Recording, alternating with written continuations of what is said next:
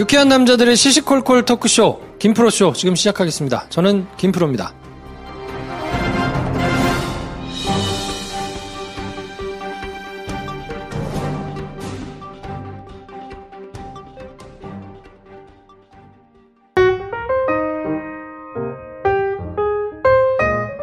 연애지상주의자 한량 김선생 나오셨습니다. 안녕하세요. 안녕하세요. 매주 수요일 심영원 작가님 모시고 네. 시사와 역사를 버무려서 얘기하는 시간인데요. 두 번째 시간입니다. 네. 반응이 괜찮아요. 지난 시간에 위안부 협상에 대해서 첫 포문을 열었는데요. 역시나 역사 문제는 항상 뜨겁게 쟁점이 부딪히게 마련이더라고요. 네. 의견이 많이 올라오셨습니다. 심영원 작가님이 네. 지금은 이제 크로아티아에 방송 촬영이 있어서 가 계시거든요. 네. 근데 의욕이 굉장히 넘치세요. 넘치시죠. 네. 그래서 잘 한번 제대로 프로그램을 만들어 보자. 이런 의욕에 불타고 있어가지고 저희 아주 신나게 준비를 막 하고 있거든요. 듣기 편하신 얘기만 하진 않습니다만 네. 들어보시면 역사가 그렇듯이 항상 해석의 문제가 각각의 입장들이 있는 거고 서로 간의 상황들이 있기 때문에 때로는 불편한 논지가 나올 수도 있습니다. 하지만 그것도 일종의 역사로서의 어떤 그 컨텐츠가 당연히 가야 하는 어떤 불가피한 사정이라고 생각하죠. 네. 저희가 있는 사실을 왜곡하거나 일부러 축소하거나 저희가 정해놓은 결론으로 맞추기 위해서 가거나 이런 거는 안 할 거거든요. 저희는 그런 소양도 없고, 별로 그럴 생각이 없습니다. 소양이 있어도 안 할 겁니다. 네. 그러니까, 저희가 팩트 위주로 최대한 찾아서 차근차근 저희 이해폭을 한번 넓혀보자라는 게, 이번 그 역사를 하는 취지니까요. 그렇죠. 올 1년 동안은 아무튼 열심히 방송을 할 거니까 네. 재밌게 좀 들어주시면 좋겠고요. 이번 주에는 1987 장안의 화제가 됐던 영화 그 1987에 연관되었던 전두환 시대를 집중적으로 좀 이야기를 해보면 어떨까 싶습니다. 하여튼 재밌게 들어주시고 네. 저희가 심영원 작가님이 책을 5권 내셨는데 네. 주구장창 책 얘기를 할 거예요. 그건 사전에 양해를 구하고 갑니다. 미리 말씀드리지만 저희가 이제 출연료를 많이 드릴 수 없는 상황이라 네. 이 부분은 감안해 주셔라. 아니, 그리고 마음에 드시면 네. 그리고 또 이거 괜찮다 하는 내용이 있으면 네. 사실 그냥 듣고 한번 지나가는 거는 크게 많이 남지 않거든요. 네. 근데 결국 남으려면 긴 책을 보고 또 그걸 정리해가지고 다른 사람하고 이야기해보고 네. 이래야 사실은 머리에 남는 거라서 그런 취지에서 저희가 계속 얘기할 거니까 네. 그거에 대해서는 책 얘기 좀 그만해라 이런 얘기 하셔도 할 거예요. 도서관에서 빌려보셔도 괜찮습니다. 네. 그러면 저희는 심영원 작가님 모시고 1987과 전두환 시대에 대해서 한번 짧게 이야기를 한번 나눠볼 건데 기대해 주십시오. 네.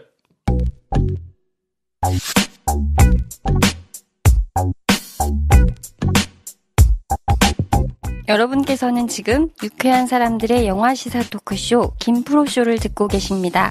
저는 밝은 세상에서 책 만드는 신선숙입니다.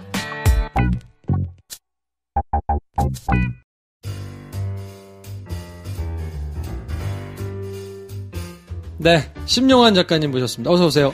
네, 안녕하세요. 단박이 한국사의 저자 심영환입니다. 심 작가님이 등장하시니까 김프로쇼가 콘텐츠가 너무 짱짱해졌어. 꽉 찼어요. 좋아. 그냥 몸쪽 꽉 찬 직구야 아주. 몸쪽 꽉 찬 직구. 네. 아무튼 김프로쇼가 잘 되는 게 또 저에게도 또 득이 되는 거라고 믿고 계속 열심히. 그 믿음 변하지 않으셔야 될 텐데.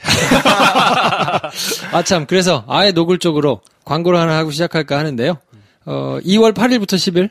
네, 맞습니다. 네. 대학생 역사학교. 네. 통영에서 시작됩니다. 네. 2만 원이라는데 2박 3일 동안 굉장히 양질의 숙식 제공으로 2만 원이면 일단 그거부터 돈 벌고 가는 겁니다. 그렇죠. 고민하지 마세요. 동양의 나폴리라고 불리우는 통영에서 유네스코 산하 직속 기구인 RC 재단의 아름다운 점점 나도 관광이 된다. 그 재단 건물 속에서 저랑 같이 2박 3일간 단박이 한국사 현대편을 바탕으로 해서 현대사 같이 공부하고요. 그리고 통영 투어도 같이 하고 또 대학생들끼리 교류도 나눠보는 이게 사실은 옛날에는 이런 게 흔했어요. 그러니까 무슨 얘기냐면 학생들끼리 모여서 공부하고 이런 게 흔했는데 솔직하게 말하지만 지금은 대학생들 모아서 뭐 하는 게 되게 힘들어요. 그래요? 왜냐면 너무 바쁘고 너무 여유가 지쳐있고. 하긴 또 취업해야 되고 막 이러니까. 그러니까요. 그래서 그런 부분에서 사실은 쉽지 않은 프로젝트인데 작년에 한번 그 재단하고 제가 해보자. 이거 의미 있지 않냐. 그래서 작년엔 반응이 어땠어요? 작년에도 괜찮았어요. 그래서 작년에 성공했고 그래서 이제 중간에 한번 더 할까 하다가 이제 서로 바빠서 못 하다가 그래도 해마다 한 번씩 무조건 하자라고 의견이 모여서 이번에 또 2번째 시작하게 되고 매해 하긴 할 건데 작년에 했던 친구들도 또 꽤 와요. 오는데 오면서 또 같이 어울리고 하는 시간인데 좀 이렇게 교수님 없이 자유롭게 또 자기들이 갖고 있는 문제의식도 또 치열하게 또 이렇게 어디됐건 옛날에 우리보단 또 좋은 환경에 있는 게 좋잖아요. 통영이라는 독특한 어떤 그런 공간에서 문화도 좀 즐기고 이런 걸로 좀 마련한 거여서요. 야. 통영 정말 아름다워요. 이 날씨쯤에 가는 게 저는 봄에 가는 것보다 더 좋더라고요. 그리고 유네스코 교육도 시켜줘요. 그러니까 유네스코가 어떤 식으로 지속 가능한 것을 지향하는지에 대해서 전문 강사가 교육도 시켜줘서 어떤 그런 국제적인 감각 같은 것도 기를 수 있고 RC에서 때에 따라서 전 세계 RC 그러니까 호주나 뭐 동남아시아나 이런 데 있는 대학생들이 같이 와서 통영 RC에서 같이 캠프도 해요. 그러니까 그럴 때 이제 또 참여할 수 있는 기회도 얻을 수 있고. 검색창에 대학생 역사학교 딱 치시면 검색하면 내용이 와장창 나옵니다. 네. 네. 솔직하고 담백한 굉장히 좋은 후기들과 해서 어머님 아버님 집에 애들 지금 놀고 있다고 뭐라고 하지 마시고 2만 원 줘서 보내세요. 네. 네. 근데 사실 교통비를 좀 부담해야 되니까 실제로 나오는 돈은 조금 더 드는데 그래도 그럼요. 네. 콘텐츠가 좋으니까 그럼요. 네. 이거는 권해드릴만 합니다. 네. 하여튼 많이들 찾아보시고 신청도 해주시고 그러면 좋을 것 같고요. 대학생 역사학교. 네. 지금 검색하세요. 자, 거의 뭐 광고 같죠? 그러니까. 좋은데? 네. 1987 영화가 뒷심을 좀 받아가지고 길게 가고 있거든요. 네. 뭐 몇 주 전에는 문재인 대통령도 관람하고 그렇죠. 그 옆에 또 우리 강동원 씨가 또 한번 울어주시고. 네. 거기서 뭐 많이 무너지시더라. 네. 아니 뭐 이런 말하면 민망한데 영화를 보는데 영화가 너무 가슴 아프잖아요. 다 심각하게 보다가 갑자기 이제 데모하다가 도망와서 강동원 씨가 이렇게 그 수건을 딱 내리잖아요. 내리는데 어떻게 그 관객들 전체가 탄복의 소리가. 그러니까요. 네. 야, 이거는 그 영화 보신 분들은 누구나 말하는 순간인 것 같아요. 누구나. 우리 한국 영화 최근 한 10년을 통틀어 보면 딱 두 순간이 그래요. 뭐냐면 원빈 아저씨 있잖아. 면도기. 아저씨가 원빈이 긴 머리를 딱 자르는 그 순간. 그 거울에 복근이 등장되는 그 순간에 비슷한 탄성이 한번 터집니다. 그리고 거의 동시에 비슷한 탄성이 이번에 강동원 씨의 마스크. 딱 두 순간이에요. 한국 영화에. 네. 그 하여튼 정말 황당했어요. 그 진지하게 보다가 그 관객의 그 분위기가 싹 이렇게 핑크빛으로 바뀌는. 그렇죠. 근데 저도 같이 그러고 있었다는.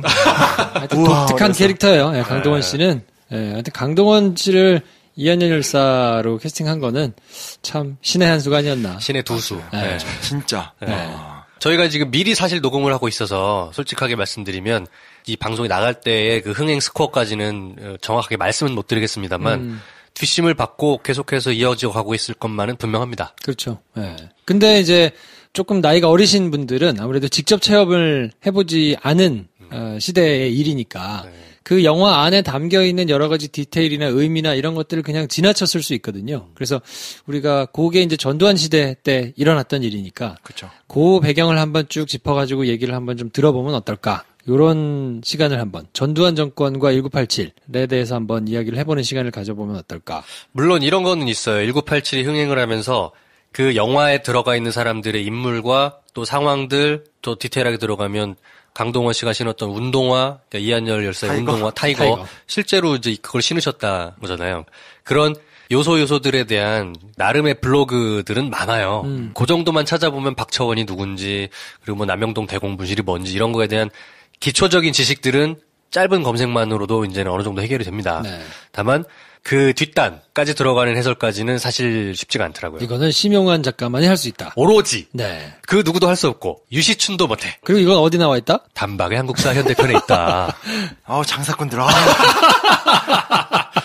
처음에 좋았는데 몇 번 하니까 점점 약간 부담스럽네. 아니요, 좋아요. 책은 팔아야 됩니다. 네. 팔릴 때 쓴 어떤 그 자존감이 유지가 되는. 네. 특히 뭐 아무튼 그렇습니다. 예. 네. 맞습니다. 그래서 저희 세대만 해도 사실 저도 이게 초등학교 때 얘기예요. 그러니까 저는 그냥 어린 시절에 막 그 최루탄 대학생 데모. 그래서 어린 나이에는 대학생들은 데모하나 보다. 그러니까 문제의식은 없고 현상만 인식했는데 근데 어느 날 갑자기 조용해요. 조용하더니 아버지가 저를 갖고 가더니 쉬는 날인데 투표하러, 그러니까 그게 이제 뭐냐면 6월 항쟁 이후에 개헌하는 선거예요. 그래서 저를 데려가서 제가 다니던 초등학교, 국민학교죠. 그 앞에서 잠깐 기다려 하더니 딱 나갔다 투표하고 오시더니 저한테 이제 세상이 바뀔 거야. 네, 아버지 고순간만 멋있었어요. 근데 그게 이제 인상처럼 남아있는데 나중에 보니까 이게 6월 항쟁의 결과로 이제 개헌이 됐던 그날이었구나가 이제 기억에 남아있을 정도로 그러니까 냉정히 따지면 우리만 해도 이게 좀 잘 그렇게 구체적으로 모르죠. 그렇죠. 왜냐면 제가 이거 비슷한 주제를 갖고 어디 방송사에서 이렇게 한번 강연을 했었었는데 그때 이제 서장훈 씨 같이 계셨었는데 끝나고 나더니 용환아 너 그때 몇 살이었어? 그래서 초등학생 때인데 그래서 형은 몇 살이니까 나 중학교. 근데 공부하고 알았지? 네. 그러니까 사실 이제 우리나라에 꽤 나이가 어느 정도 있어도 이게 너무 옛날 얘기가 되네요. 그러니까 사실은 지금 20대나 30대들 입장에서 30대 초반 이 정도 돼버리면 이건 정말 그냥 과거의 이야기인 거지 그렇지. 경험치가 아니라는 거기 때문에 이 영화를 보고 그냥 재밌게 끝내버리면 그냥 재미있는 걸로 끝나기 때문에 좀 역사적 사고는 좀 확실히 해야 될 것 같아요. 네. 이 경험을 직접 해보신 분들은 지금 50대부터잖아요. 그렇죠. 네. 그러면 이제 대학생들이고 막 이럴 테니까. 왜냐면 87년이고 지금 2018년이니까 딱 50부터 맞잖아요. 그러니까 저희는 사실은 그거를 TV로밖에는 경험 못했던 사람들이죠.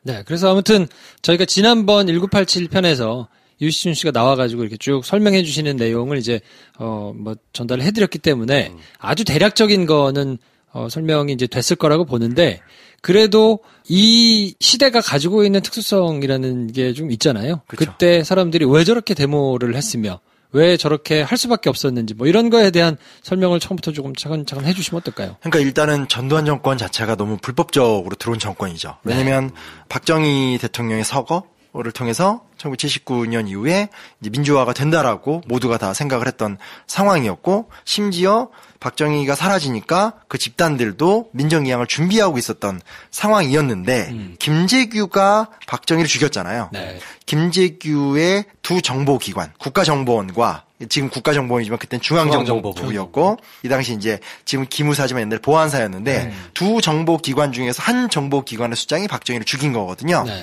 근데 이제 이게 결국은 김재규가 체포가 되면서 중앙정보부가 무력화가 되거든요. 근데 공교롭게도 권력을 잡은 사람이 누구냐? 보안사. 그러니까 두 정보기관 중에 하나인 군대 내 정보기관이었던 보안사의 수장이었던 보안사령관 전두환이 동료들을 설득해서 쉽게 말하면 쿠데타를 일으켰던 사건이 되는 거니까 왜 이렇게 엄혹한 시절이 새롭게 도래했느냐라는 거는 한편에서는 박정희 시대의 연장선이었다는 거죠. 생긴 것도 다르고 시성도 다르고 지배 집단도 다르지만 어찌됐건 박정희 본인이 본인의 유신체제와 철권 통치를 이어가기 위해서 만들었던 집단이 벌였던 사건이기 때문에 결국 그냥 또 하나의 새로운 어떤 박정희 연장이라고밖에 볼 수 없고 그러니까 유신 시대가 보여줬었던 용공 조작하고 누구 빨갱이 만들고 고문하고 이런 것들은 뭐 당연히 그때도 거의 그대로 계승이 됐다라고밖에 볼 수 없죠. 네. 박정희가 자기 정권을 유지하기 위해서 거느렸던 두 수단 중앙정보부와 보안사. 근데 보안사의 수장이 박정희 서거 이후에 그대로 권력을 다시 한번 흡수. 그렇죠. 이렇게 이해하면 되네요. 그 과정에서 이제 뭐 5.18 민주항쟁을 짓밟았다라든지 이런 아주 너무나 택시 운전사에 나오는 그런 비극적 사건이 있었는데 중요한 포인트는 뭐냐면 이게 전혀 새로운 엉뚱한 사람이 나온 게 아니라 박정희 시대가 만들어 놓은 대중은 모르는 한 괴물이 이제 수장이 없어지게 되니까 이제 자기가 이제 새롭게 나와서 권력을 찬탈했던 시간이라고 할 수 있으니까 되게 무섭다라고 얘기할 수 없죠. 숙주 속에 자라고 있던 에일리언이 탁 튀어나온 거네요. 이런 거 잘한다. 나 이런 거 잘 못하는데. 이게 속에 있는 거였는데 그냥 턱 튀어나온 거야 지금. 네. 그리고 저는 영화 앞에 보면서 좀 재밌었던 게 하정우가 맨 처음에 이렇게 막 대들잖아요. 그 검사가. 이게 우리가 그걸 좀 바라봐야 될 재밌는 측면이 뭐냐면 쉽게 말하면 검찰이잖아요. 그러니까 저는 그런 게 있는 것 같아요. 조직 논리라는 건데 이게 검찰이라는 집단이 되게 정의로워서 맞싸웠다라고 말할 수는 없는 것 같아요. 그러니까 왜냐면 우리나라가 실제로 이 뭐라고 해야 되나 해방 때부터 시작해서 이제 검찰 그리고 사법부의 수뇌부들 중에 상당수가 친일 혐의를 가졌던 사람들이 그대로 자리에 남게 되거든요. 그렇죠. 그래서 반민특위 같은 친일파 처리 같은 문제들도 안 되는 게 친일파 처리로 이렇게 임명된 판사들이 사실은 친일 혐의를 갖고 있는 사람들이니까 이걸 막 거부하는 현상들도 되게 많이 나타나게 되고 그다음에 60년대 70년대 때 그 독재를 다 경험했던 사람들이니까 이 집단이 결코 이렇게 클리어하고 저항주의 그럴 수가 없어요. 그래서 제가 단박에 현대편에다 뭐라고 써놨냐면 우리나라 초대 대법원장이 김병로 선생인데 그렇죠. 김병로 선생은 독립운동가죠. 네. 근데 김병로 선생을 제외하고 사법부의 수장들을 보면 친일 혐의가 없는 사람이 없어요. 그래서 제가 거기다 뭐라고 써놨냐면 차라리 김병로 선생이 친일파에 포위당했다라고 하는 것이 적합할지도 모릅니다. 이렇게 말을 써놓을 정도로 그랬는데 그럼에도 불구하고 어느 순간에 막 영화에 보면 좀 대드는 장면이 나오는 게 뭐냐면 우리 검찰이나 검사가 왜 경찰의 이런 죄를 닦아줘야 돼. 뭐 이런 태도잖아요. 그러니까 진정한 선은 아니더라도 어떤 한 집단과 두 집단이 클리어하게 경쟁을 하고 있으면 자기 집단의 어떤 그런 권위를 유지하기 위해서라도 도덕적이 되는 경향이 있는 것 같아요. 그렇죠. 그런 측면은 좀 영화에선 좀 인상적이었던 것 같아요. 네. 그리고 이제 그 부분은 보면서 실제로 검찰 조직을 경험했던 사람들은 조금 다르게 봤을 텐데 그러니까 공감을 많이 하셨을 거예요. 왜냐하면 그때만 하더라도 실제로 검사들을 초임 검사도 네. 그냥 검사는 3급이니까 굉장히 높게 시작하거든요. 그렇죠. 초임 검사도 무조건 영감님이라고 부르면서 구신구신 할 때예요. 그래서 실제로 영화에도 영감님 뭐 하면서 이제 하는 게 나오는데 그 영감들한테 밑에 그때는 지금은 이제 분리돼가지고 경찰에서 파견 와가지고 검찰에 이렇게 같이 근무하고 이런 게 없는데 그때만 해도 수적으로 다 이렇게 파견받아가지고 부릴 때거든요. 맞아요. 근데 이 친구만 특별한 일을 하니까 대접을 받으면서 지금 자기들을 이렇게 저렇게 하는 거를 못 참았던 거예요, 사실은. 그렇죠. 그러니까 감히 경찰이 어디 우리한테 지금 이래라 저래라 그러니까. 네. 하면서 대드니까 그 검사장도 그거는 인정을 해주는 거지. 그치. 예. 근데 그게 정권을 다 뒤집는 건 아니지만. 우연히 균열이 일어나기 시작하게 되는. 그러니까 원래 영감 대감이 조선시대 때 고위 관료들을 부르는 애칭들이거든요. 네. 그게 이제 그대로 이제 내려와서 됐기 때문에 사실 이게 좋은 모습은 아닌 거죠. 어떤 민주국가의 사법부에 일하는 사람들을 갖다 영감 대감이라 부른다는 것은 조선시대 왕조 때 관료들을 부르는 것과 똑같은 거기 때문에 굉장히 특권의식이기 때문에 마냥 좋은 모습은 아니죠. 아무튼 그래서 그게 뭐 부당거래니 뭐 이런 영화까지도 나와요. 근데 지금은 이제 뭐 그렇게 대놓고 쓰지는 않는데 하여튼 그런 분위기에서 굉장히 부분 역할을 했던 사람들이 이렇게 사건들이 잘 맞물리면서 큰 일이 이렇게 벌어진 거라 그런 말씀도 하시더라고요. 그 시대에 박종철이 박종철만 있었던 게 아니고 너무 많은 사람들이 이미 있었기 때문에 그것으로 이렇게 촉발돼서 나온 것이다라고 얘기를 하는 사람들이 많더라고요. 갑자기 책 얘기를 할 수 있는 기회가 오네요. 단방향하고서 현대편에 네. 인권유린 부분이 참 자세하게 서술이 잘 돼 있어요. 네. 좋은 책이에요. 어느 분이 쓰셨는지 모르겠지만 참 보석 같은 책이야. 내가 뭐래도 안 된다. 이 정도는 해야지. 레벨이 다르다. 그러네. 보석, 기뻐요. 80년대 때 또 했던 것 중에 하나가 뭐냐면, 그 제일교포들. 일본에서 사는 사람들은, 그러니까 우리가 보기엔 일본이 굉장히 어떤 문제가 많지만, 또 일본이란 나라가 현재도 가보면 일본 공산당 있는 나라거든요. 그러니까 광범위한 형태의 어떤 일본이 독재국가가 된 적은 없거든요. 그냥 보수적인 사회였지. 그러다 보니까 일본에 있는 제일교포들의 마인드가 되게 이렇게 막 프리한 거예요. 되게 넓고, 뭐, 사상적으로는 막 마르크스도 좋아하고, 공산주의도 지향하고, 그러니까 민주사회에 살면서 그냥 좀 더 진보적이라고 자기는 느끼는 건데, 그 마인드로 우리나라에 유학을 온 거예요. 서울대 뭐 이런 데로. 유학 갔는데, 어떤 경찰이나, 그 당시 이제 안전기획부로 바뀌잖아요. 이런 입장에선 이거 먹기 좋은 거죠. 왜냐면 일본에서 와서 한국 형편 잘 모르고 근데 뭐 마르크스도 좋아해? 개방적이야? 요거 빨갱이로 만들기 딱 좋은 거예요. 간첩으로 만들기 딱 좋네요. 네. 조총련의 사주를 받았다고 엮기 참 좋겠네. 그렇죠. 네. 네. 그래서 실제로 공항에서 여권 갖고 서성거릴 때 그렇게 80년대 초반, 70년대 때도 그랬지만 경찰이나 중앙정보가 안전기획부로 바뀌었죠. 안전기획부나 이런 요원들이 다 그 김포공항에서 이렇게 득실득실 되고 있는 거예요. 이따가 저놈 좀 괜찮겠다 하면 이제 접근은 되게 쉽게 하죠. 한 2시간 정도만 시간 좀 내줬으면 좋겠다. 이런 사정이 있다. 하면 그냥 왜 그러지?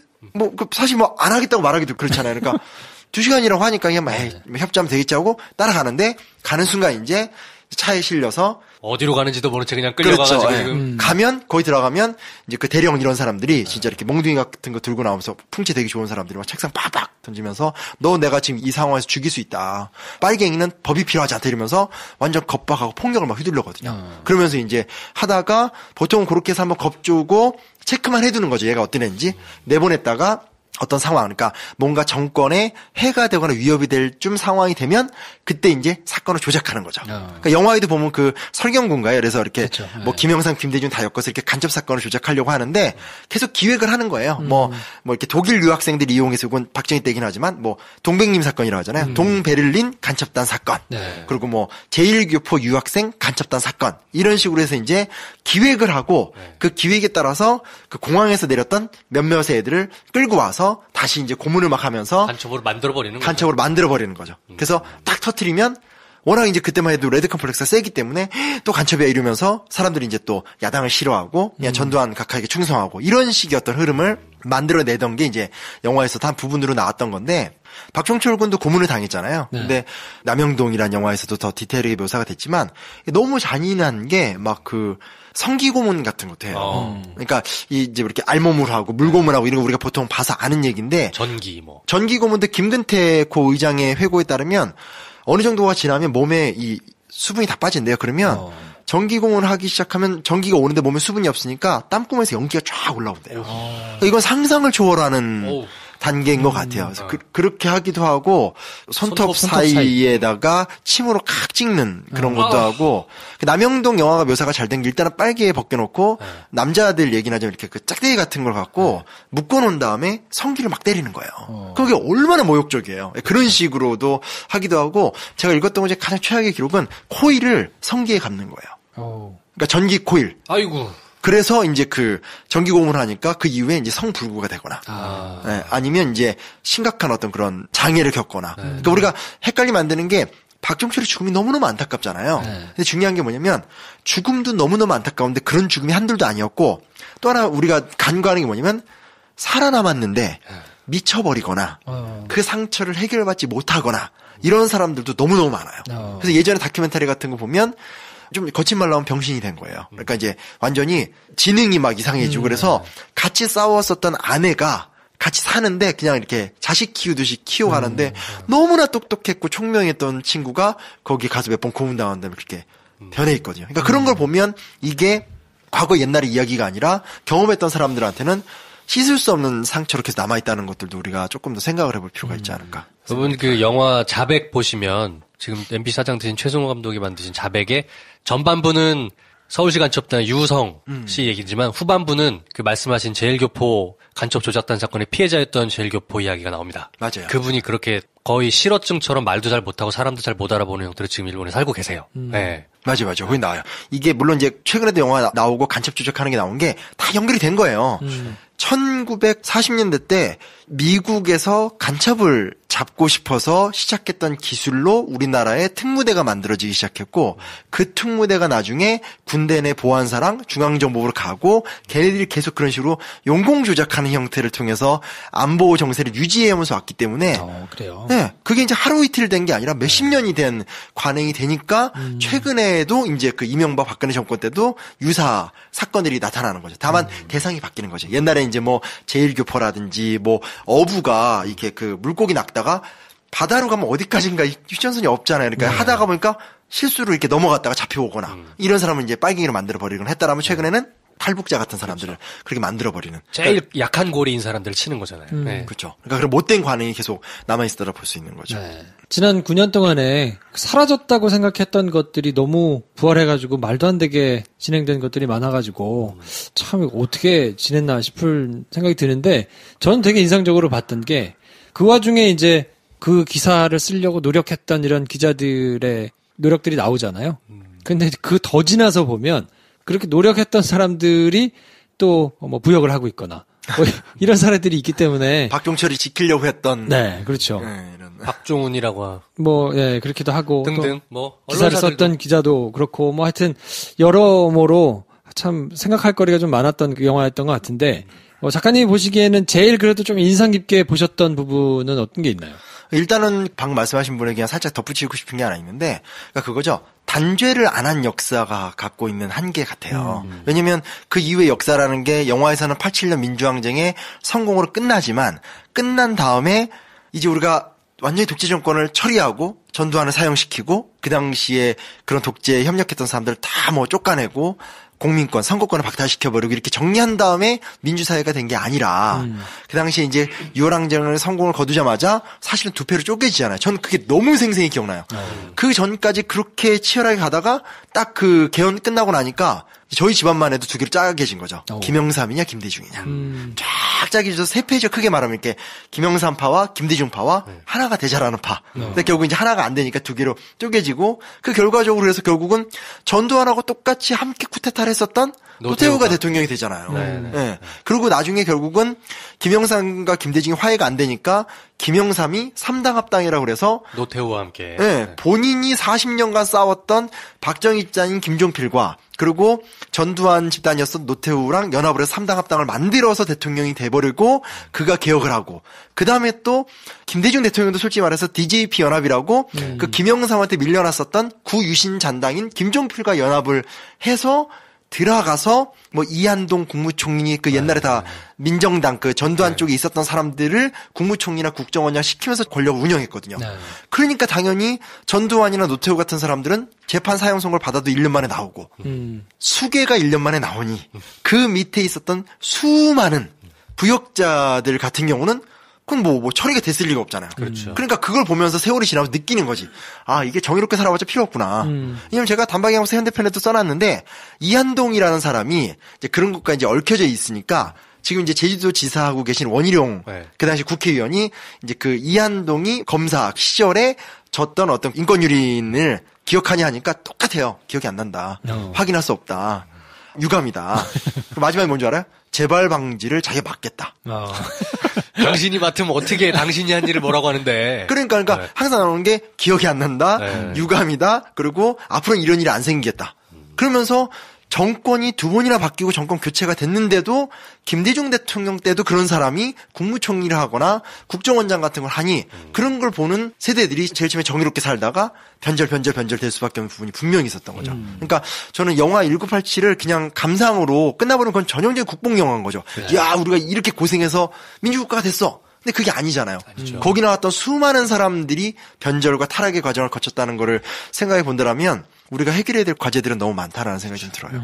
그게 참 한국 현대사는 보면 볼수록 정말 복잡하기도 하지만 제가 만약 한국 사람이 아닌 사람의 제3의 입장에서 한국 사람을 보면 정말 흥미진진할 것 같아요. 야, 인간사가 이렇기도 하구나. 모순에 모순이 겹치고 서로가 뱀이 자기 머리를 먹고 있는 것처럼 막 계속 연관되더라고요. 이 말씀하실 때 나도 모르게 이제 또 홍보해주나 이런 게 자꾸 살짝 기대 심리로 이렇게 대화를 들어야 되는데 이거 훈련됐다. 안 된다. 근데 이게 진짜로 해결하기가 너무너무 어려운 문제인다. 이거 어떻게 하냐. 더구나 우리가 이제 40대잖아요. 사회의 주류가 되고 해결해야 되는 입장이 되다 보니까 이걸 어떻게 생각하고 어떻게 바로 잡아가야 되나 어려운 문제다라는 생각이 많이 들었어요. 맞아요. 네. 그래서 영화에서 아까 인상적인 말씀하셨는데 저는 인상적인 게 2개였는데 하나는 유해진, 이제 그게 민주교도관 이렇게 불리던 사람들이거든요. 그러니까 교도소에서 간수인데 이제 마음을 연 거죠. 그래서 이제 한 분이 아니에요. 되게 많아요. 그래서 정보를 이렇게 다 주고 했던 사람들이고 그것 때문에 잘린 사람도 있고 막 한데 저는 그분의 활동보다도 그분이 이제 형님인가? 그러니까 그 여자 주인공의 아빠가 돌아가셨잖아요. 이제 그 얘기하면서 노동운동 얘기를 하잖아요. 그러니까 우리가 간과하고 있는 게 뭐냐면 6월 항쟁이 딱 끝나자마자 7월, 8월에 노동자 대투쟁이 시작이 됐거든요. 그러니까 하나만 우리는 기억하는 거죠. 우리가 이렇게 해서 독재를 무너뜨려서 자유민주주의 국가가 됐어. 짜잔. 하지만 실제로는 6월 항쟁 이후에 많은 노동자들이 들고 일어나서 막 현대중공업 이런 데서 들고 일어나서 우리 노동자의 처우를 개선해줘 막 요구를 했는데 그건 정말 처참하게 실패했거든요. 그리고 지금은 사실은 그렇게 했던 어떤 대기업을 근거로 한 노동운동도 뭐 민주노총이나 이런 것도 많은 부분에서 한계나 위기에 봉착해 있고 또 반대편에서는 비정규직이라는 전혀 새로운 직종의 문제가 산적해 있기 때문에 과연 지금 우리가 자유민주주의 체제를 이뤄냈다. 사실 이게 약간 그 박근혜 체제를 무너뜨렸다라는 어떤 약간 그 데자뷰? 약간 이런 것도 좀 있잖아요. 근데 그렇게 만족을 하기에는 영화에서 슬쩍 넘어가지만 저는 정말 그 유해진이 그 김태리인가 그 여자 배우랑 대화하는 그 씬이 저는 되게 잊혀지지가 않아요. 자유민주주의라는 정치 제도는 확보했는지 모르지만 그에 비해서 노동 문제라는 것은 여전히 우리는 위기 속에 몰려있다라는 것을 영화에서 되게 잘 만들어서 제시하고 있지 않나라는 생각을 해봅니다. 네. 한 단계 더 가면 저희가 지난 위안부 문제 때 얘기했던 것처럼 보편 인권에 대한 부분도 여전히 시작도 못했다. 앞으로 나아갈 부분이 훨씬 많이 남았다라는 생각이 드네요. 그렇죠. 저도 이제 또 하나 인상적이었던 게 마지막 장면에 저 깜짝 놀랐어요. 그 문익환 목사님 나오잖아요. 아마 문익환 목사님을 아는 사람도 갈릴 거예요. 젊은 친구들한테는. 왜냐면 물어보니까 애들이 왜 할아버지가 마지막에 나오세요? 막 이러는 애들이 많아요.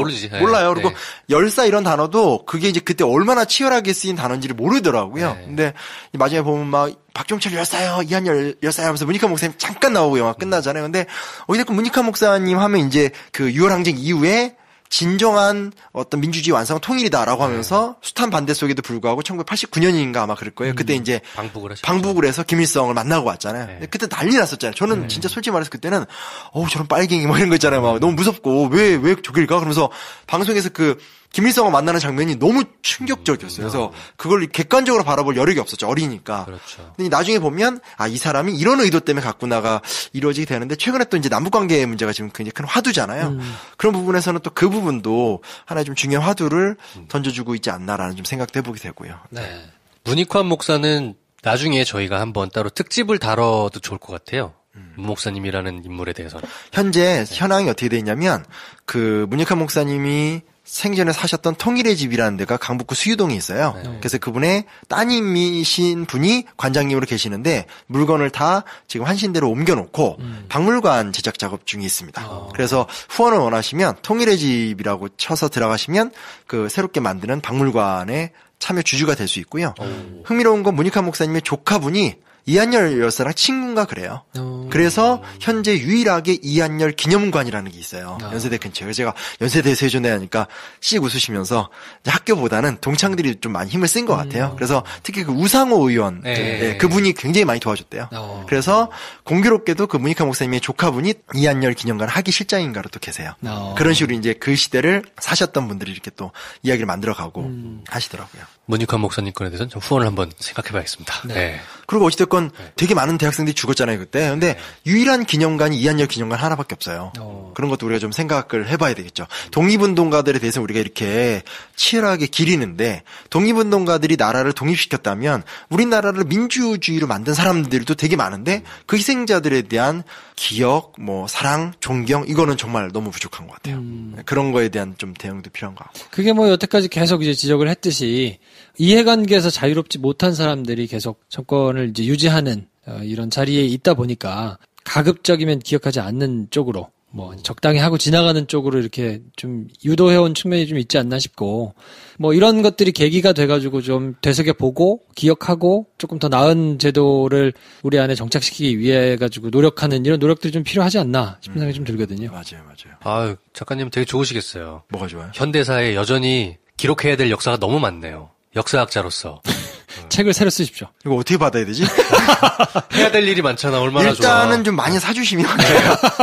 일단 시작은 단박에 한국사입니다, 여러분. 네. 그거를 제 바탕으로 이제 열심히 좀 해보긴 해야 되는데, 근데 가장 문제가 되는 게 뭐냐면, 이거 얼마 전에도 언론에 나왔는데, 국가 기록이 보존이 잘 돼 있어야 되거든요. 근데 두 가지인데, 하나는 국가 기록물이 노무현 정부 때를 제외하고는 전이건 후건 제대로 보관이 안 돼 있어요. 그쵸. 왜냐면 죄가 많으니까 다 태워버리는 거죠. 두 번째는, 국가 기록물이 생성이 되면 그걸 그냥 이렇게 국가 기록원에 던져준대요. 그러면 그냥 태그만 붙여서 쌓아만 두는 형태가 되기 때문에 실제로 이렇게 누구나 찾을 수가 없어요. 분류 검색 이런 게 전혀 안 되겠네요. 네. 그래서 그런 거는 이번에 무슨 그 인터넷에서 번역청 설립해달라. 그러니까 우리나라가 너무 힘든 게 연구자가 연구도 하고 연구를 논문을 영어로 다시 쓰고 이렇게 하는 게 너무 힘들잖아요. 근데 일본이 정말 편한 게 일본 학자들은 그냥 그 일본어로 사고하고 일본어로 연구한 다음에 일본어로 논문 쓰면 다 영어나 이걸로 번역해서 세계에 뿌려주거든요. 그러니까 일본에서 노벨상 수상자가 많이 나오는 거예요. 왜냐면 그런 거에 대한 스트레스 없이 그냥 일본 내에서 자기는 연구를 다 하는데 정부가 알아서 쫙 홍보해 주니까 물론 논문 수준이 높으니까 노벨상을 막 받는 20명인가 넘잖아요. 근데 이제 우리는 그런 게 안 되니까 너무 그 언어 때문에 소비하는 시간이 많은 게 문제인데 똑같이 국가기록물 같은 경우도 조선왕조실록 같은 거 다 볼 수 있잖아요. 지금도 검색 클릭하면 몇 월 며칠에 숙종이 누구랑 연애했는지 다 나오는데 문제 뭐냐면 대한민국사에 무슨 일이 있었는지에 대한 데이터베이스 재구성이 사실상 거의 약하거든요. 현대사에 대한 부분은 그냥 비어있네요. 네. 그래서 그런 부분은 좀 관심을 갖고 의견도 좀 모으고 요구를 하면 어찌됐건 최근에 국가기록원장님도 바뀌고 하기 때문에 국가 데이터에 대한 새로운 정비와 관리 그런 게 잘 되면 나중에 연구자들이 막 새로운 연구도 많이 할 수 있고 여러모로 좀 좋잖아요. 그거는 조금 살펴봐야 될 포인트이긴 하네요. 또 김프로가 기록 취재 이런 쪽에 덕후다 보니 관심이 싹 가나 보네요. 그래요? 저 덕후 눈빛인가요? 네, 현직에서 나와가지고 이제. 저는 그런 사람이 아니라서 필요하겠구나 하고 생각하는데. 근데 그 실제로 분위기 자체가 정부 내부에서 있는 분위기 자체가 굉장히 달랐어요. 노무현 정부 때만 하더라도 기록에 대해서 굉장히 중요하게 대통령 자체가 생각을 했기 때문에 그 밑에서 일하는 공무원들도 이제 그 분위기에 묻어서 같이 가는데 이게 정권이 바뀌고 나서는 다 없애고 이제 이렇다 보니까 묻어가더라고요. 전반적인 분위기가 다 똑같이 이렇게 가는 거를 옆에서 느끼면서 이렇게 보니까 야 이거 이래서 되겠나 싶었는데 결국 어쨌든 이제 다시 뭐 복원이 되는 과정에 있으니까 좀 지켜보면 좋지 않을까 싶은 생각이 들고요. 그렇겠네요. 대통령이 누구냐에 따라서 결국 정부는 그냥 그 캐릭터로 갈 수밖에 없겠네요. 그게 문제죠, 사실은. 네, 그러면 안 되는데. 그러니까 대통령이 누구냐와 상관없이 기본적으로 가져야 될 행정 시스템의 품격이라는 게 있어야 되는데 너무 오랜 기간 동안. 그러니까 이게 사실은 연원이 깊은데 단박에 형사를 보면 자세히 나오는데 왜냐면 하다못해 이런 거 있잖아요. 동네 이장도 그러니까 저기 시골 가면 이장님이 방송하는 거 되게 정겹잖아요. 막 어디 어머니 오세요. 근데 이게 사실은 그 전까지 조선시대까지는 향촌 공동체이기 때문에 그 지역의 향약이나 두레에서 알아서 하던 건데 일본이 접수한 다음에 전체 지도를 싹 다 신독립 현재로 바꾸면서 이장을 하나하나 꼽은 거예요. 그래서 동리마다 조선총독부가 관리를 하는구나. 그러면서 소위 말하는 지역 자치성이 깨진 거고 그 다음 단계 되면 이제 대한민국이 만들어졌지만 너무나 오랜 기간 동안 독재니까 독재의 특징이 뭐예요? 내 말이 저 끝까지 그대로 가야 되잖아요. 그러니까 어떻게 보면 조선총독부의 관제를 훨씬 더 확대 강화시켜서 더 체계적인 어떤 일원화된 구조를 만들어 버렸으니 민주화가 됐음에도 불구하고 오랫동안 거기에 이제 훈련되어 온 공무원 문화라든지 시스템 자체가 안 바뀌고 있는 부조화 현상이 있는 거죠. 그렇죠. 네. 근데 영화 보고서 저는 이제 인상적이었던 게 경찰청, 지금 우리가 누구나 알고 있는 그 경찰청 독립된 조직이 아니라 지금의 행정자치부죠. 내무부 산하의 치안본부 하나의 조직으로 운영이 됐더라고요. 네. 그렇죠. 그 경찰 조직은 항상 그 지금으로 치면 뭐 행자부 뭐 이런 쪽에 있으니까 별도로 독립된 관청은 아니거든요. 네. 네, 아예 그냥 그 치안본부 산에 치안감이라고 해가지고 그 김윤석 씨가 보냈던 박채원 치안감이 있었던 거고. 대공분실이 남영동에 하나만 있었던 게 아니라고 하더라고요. 아니요. 엄청 많아요. 전국에 40몇 개인가 있다가 엄청 많아요. 그리고 그걸 정확하게 다 확인할 수도 없고 엄청 많고 그게 우리는 맨날 뭐 보안사나 국정원만 얘기하지만 중앙정보부만 얘기하지만 경찰 밑에도 정보조직 한두 개도 아니고 왜냐면 여러 개를 두는 게 경쟁을 시키면 성과를 낼 수 있잖아요. 그러니까 각종 인권 유린이 곳곳에서 일어나게 됐던 거고 경찰 쪽에서 들으면 기분이 나쁜 얘기긴 한데 어찌됐건 대한민국 경찰사를 얘기하면 이게 또 해방초로 갈 수밖에 없고 해방초에 가면 경찰 조직이 갖고 있는 가장 큰 특징은 상부 조직의 친일화가 문제가 아니라 하부 조직의 친일화가 문제예요. 그러니까 다른 조직들 검찰이나 사법부나 내무관료 쪽은 상부 구조가 친일인 거예요. 그렇죠. 근데 이제 경찰 쪽은 하부 구조가 친일인 거예요. 생활 밀착형 친일이군요. 왜냐면 막판에 전쟁을 하고 막 위안부 동원하고 이러니까 점점점 경찰이 필요하고 얘네가 이 3.1운동 이후부터 머리가 좋아져서 조선인들의 앞잡이 순사를 만드는 게 편하다는 걸 느끼니까 그런 식의 소위 말하는 생계형 친일파라고 해야 돼 뭐라 이렇게 어떤 그런 사람들이 대거 양산이 됐는데 이제 일본이 나가고 미군정이 들어온 상태에서 미군정이 막 그렇게 막 조선을 개혁시켜서 건전한 국가를 만들고 싶어하는 생각도 없고 맨 처음에 미국은 그냥 일본인 관료도 그대로 놔두려고 그랬었어요. 근데 그건 반발이 너무 심하니까 걔네를 빼돌렸고 그러니까 이제 일본인 관료가 없으니까 행정적 효율적 관점에서 봤었을 때 일본 애들과 함께 복무했었던 소위 말하는 조선 경찰들 괜찮잖아. 얘네들이 사실은 어찌됐건 그 한국 경찰의 기초를 놓게 되니 대의와 공의를 위해서 어떤 복무하는 민중의 지팡이라기보다는 권력에 붙어서 권력의 역할을 수행하는 역할이라는 못된 전통을 가질 수밖에 없는 부분이 있었던 거죠. 그대로 갖고 있으면서 독립투사 때려잡았던 사람들이 그대로 민주주의자들을 때려잡는. 그렇게 되는 거죠. 그 이후에 그 사람들이 계속 또 승진을 하면서 그 문화를 그대로 이제 전수를 시켜주면서 뭐 솔직히 말해서 80년대 때 경찰 이런 사람들이 친일파는 아닐 거 아니에요. 근데 이제 문제는 뭐냐면 친일 경찰들이 하던 수사 관행, 수사 문화 이런 게 이제 그대로 계승이 무비판적으로 되면서 이게 경찰은 이렇게 하는 거구나라고 당연하게 되는 거죠. 근데 사실은 이런 거 있잖아요. 우리가 뭐 영화 공공의 적이나 뭐 그런 영화들 보면 막 경찰이 야이 짜시 하면서 깡패 막 탁 때리고 막 조지고 법 필요 없어 하면서 막판에 막 강철중이 가서 막 주먹을 해결하고 이거 자체가 사실은 꼭 비단 경찰만 공격할 수 없는 게 우리 문화 자체가 법을 신뢰하지 않고 뭘 하려면 그냥 부셔 이렇게 되는 거에 대한 어떤 의식도 좀 강한 거죠. 기본적으로 법이 믿을만 하지가 않았잖아요. 그러니까 믿을만 하지가 않은 법이기 때문에 법 됐고 주먹이 빨라. 이런 어떤 신화들이 생기게 되는 거죠. 자, 그래서 1987이 뭐 계속해서 극장에서 조금 뭐 새몰이를 좀 하고 있는데 지금이라도 안 보신 분들은 가서 한번 보시고 이런저런 역사적인 배경을 좀 찾아보시고 가서 보면 분명히 디테일이 조금 다르게 보일 것들이 있으니까요. 그렇게 한번 해보시면 좋을 것 같고 저희가 이 50과 관련된 내용은 사실 이렇게 끝낼 일은 아니어서 구체적으로 어떤 일들이 자세하게 있었고 뭐 그 과정에서 헌법을 어떻게 개정했고 뭐 이런 것들은 저희가 따로 챙겨드릴 시간을 가질 거거든요. 그럼요. 네. 이게 1987이고 지금이 2018이지 않습니까? 영화로 즐기고 끝나는 게 아니라 저 영화에서 얘기했던 여러 가지 문제의식 중에 2018년 우리에게 여전히 남아있는 숙제들은 뭔가 그거를 한 번쯤 생각해보면 오늘 방송이 의미가 있는 거라고 생각합니다. 네. 네. 제가 드리고 싶은 말씀은 이게 좀 좋은 흐름 같아요. 왜냐면 변호인 같은 거 보면 영화 변호인 같은 거 보면 주인공이 그냥 평범한 학습 동아리 하다가 끌려간 거잖아요. 근데 이게 인터뷰 읽어보면 안 그래요. 그러니까 그 80년대 때 학생들은 정말 혁명을 꿈꿨고 변화를 꿈꿨는데 왜냐면 너무 미칠 것 같은 현실이잖아요. 민주화가 될 줄 알았는데 웬 이상한 낙지 같은 애가 나와가지고 광주에 있는 사람들 학살하고 하니까 낙지 같은 애 누군가 했다. 그 이제 은어예요. 맞습니다. 네네. 네. 그래서 이제 그 속에서 대학생들이 이제 급진화가 되고 또 그 당시 이제 어떤 마르크스 레닌 같은 사상도 받으면서 되게 저항적이 됐었는데 그동안은 워낙 지난 9년간 상황이 엄혹했으니까 항상 좀 당하고 실존주의적 투쟁 정도로 비쳤다라면 87년 이후부터 이제 앞으로 만들어진 영화에서는 친북적이다 이런 얘기를 하는 것이 아니라 충분히 개혁적이고 도전적인 어떤 아젠다로 얘기를 해나가도 저는 좋지 않을까. 시대가 바뀌었기 때문에 그렇게 영화인들에게 제안을 하면서 저도 좀 불러주세요. 뭐에다 써야 될지 모르겠는데 뭔 소리야 이게. 네, 알겠습니다. 자, 그래서 이번 시간은 저희가 영화 1987과 전두환을 정리를 좀 해드렸고 다음 시간은 저희가 요 최근에 뜨거운 화두로 계속 언급이 되고 있는 아마 올 상반기 최고의 화두가 되겠죠. 그리고 또 돼야 하고요. 네. 그냥 적당히 지나가고 싶은 분들이 지금 많은 것 같은데 개헌에 대해서 개헌은 근데 1시간 해가지고 그냥 다루기는 좀 그래서요. 이거는 상하로 나눠가지고 2시간에 걸쳐서 저희가 좀 개헌과 관련해서 정리를 해드리는 시간을 갖도록 하겠습니다. 네. 자, 그러면 저희는 다음 주에 개헌 관련된 주제로 다시 찾아뵙고요. 오늘은 이 정도에서 정리하겠습니다. 다음 시간에 뵙겠습니다. 감사합니다. 감사합니다.